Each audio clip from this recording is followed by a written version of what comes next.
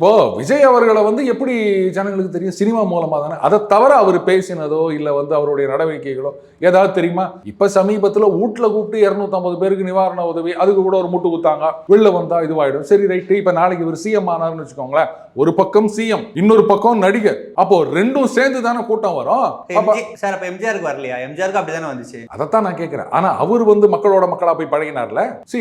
எம்ஜிஆர் அவர்கள் இன்னைக்கு எல்லாருக்கும் வந்து இதுதான் பார்த்தீங்களா, எம்ஜிஆர் மாதிரி வரணும், எம்ஜிஆர் மாதிரி நானும் சிஎம் ஆனோம் அப்படின்னு நினைச்சுக்கிறாங்க. 1977 அவர் முதலமைச்சராக பொறுப்பேற்ற பிறகு அவர் பேட்டி கொடுத்த முதல் பத்திரிகை வந்து பொம்மை பத்திரிகை, ஒரு சினிமா பத்திரிகை. அதுல அவர் கேட்குறாங்க, இந்த மாதிரி நீங்க என்ன செய்யணும்னு நினைக்கிறீங்க அப்படின்னும் போது 72 கட்சி ஆரம்பிக்கிறாருங்க. ஆரம்பிச்சுட்டு 77 தேர்தல் வரைக்கும் சும்மா இல்லை, ஒரு பக்கம் சினிமா இருந்தாலும் தமிழகம் முழுக்க நோக்கம் காண சுத்தி சுத்தி பிரயாணம் பண்றாருங்க. இவங்களாம் நினைக்கிற மாதிரி அப்படியே சினிமாலேருந்து டகால்னு நேரம் வந்தவொடனே நேரா சிஎம் அப்படின்னு விருச்சிககாந்த் சொல்லுவார் பாருங்க, அந்த மாதிரி வந்தவர் கிடையாது.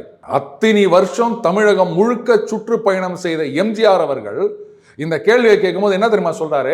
தமிழகத்தில் இன்னமும் நான் பார்க்காத கிராமங்கள், இடங்கள் இருக்கின்றன, அங்கெல்லாம் போய் மக்களை சந்திக்க வேண்டும்னு நான் ஆசைப்படுறேன்னு சொன்னாரு. அவங்களை என் கூட்டுன்னு வந்து ராமாவரம் தோட்டத்துக்கு கூட்டுன்னு வந்து நான் அவங்கள பார்க்கணும்னு அவர் சொல்லலை.